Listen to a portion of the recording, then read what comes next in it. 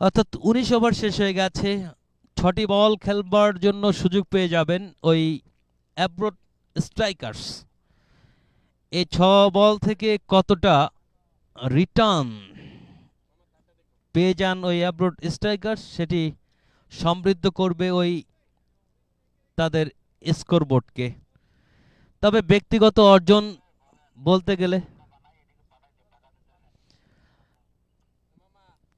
ব্যক্তিগত সংগ্রহ সমৃদ্ধ করবার একটা প্রয়াস রয়ে গেছে ওই ওয়ালিউল্লাহ ৪৪ রানে অপরাজিত। এবার কিন্তু পিচিং লেগ স্টাম্প, সঙ্গে সঙ্গে ইনকামিং ডেলিভারি, আবেদন হলো সমস্বরে একাধিক ফিল্ডার কর্তৃক। প্রথম লেগ বিফোর দ্য উইকেটের ফাঁদে পড়ে গেলেন, ৭ নম্বর উইকেটের পতন ঘটল।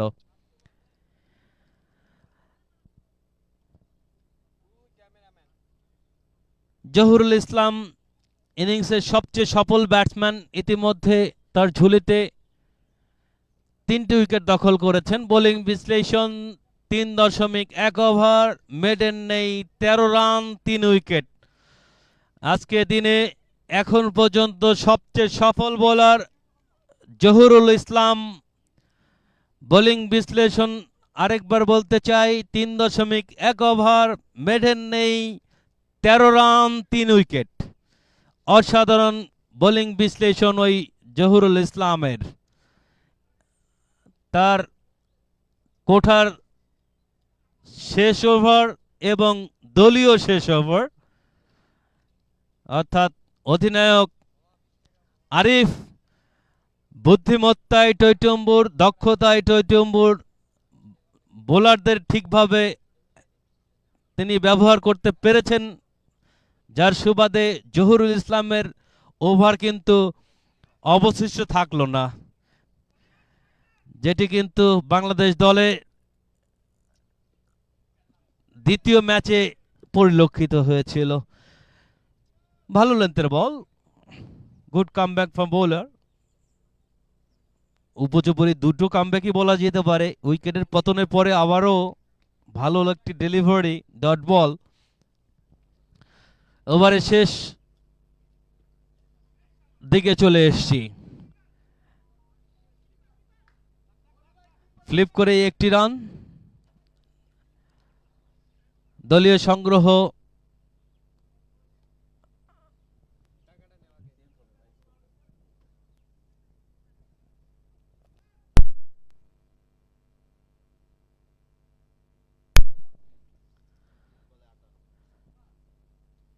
পরের বল।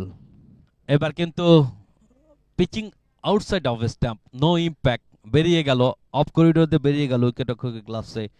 ব্যাটসম্যান ড্রাইভ করতে চেয়েছিলেন বটে, তবে বল ব্যাট কোনোটাই সাড়া দিল না, বল চলে গেল উইকেটরক্ষকের গ্লাভসে। আরও একটি ডট বল, অর্থাৎ ওভারে চতুর্থ বল শেষ হয়ে গেছে, পঞ্চম বল নিয়ে আসবেন, 2টি বল অবশিষ্ট।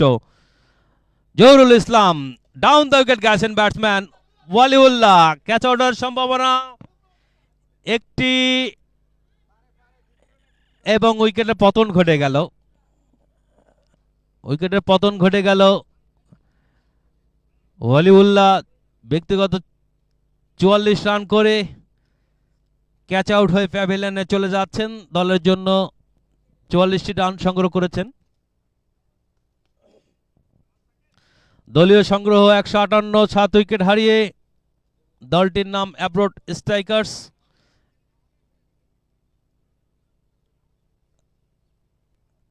আরেকটি উইকেটের পতনের সূত্র ধরেই, অর্থাৎ আর 2টি উইকেট রয়েছে, বল রয়েছে একটি, অর্থাৎ এক বলে তো আর 2টি উইকেটের পতন হতে পারে কি? হতে পারে। নো বলে রান আউট এবং পরের বলে ক্যাচ অথবা বোল্ড। হ্যাঁ, হতে পারে, পরের বলে রান আউট হতে পারে, অর্থাৎ উপযোগী 2টো রান আউট হতে পারে, অথবা একটা রান আউট একটা ক্যাচ হতে পারে।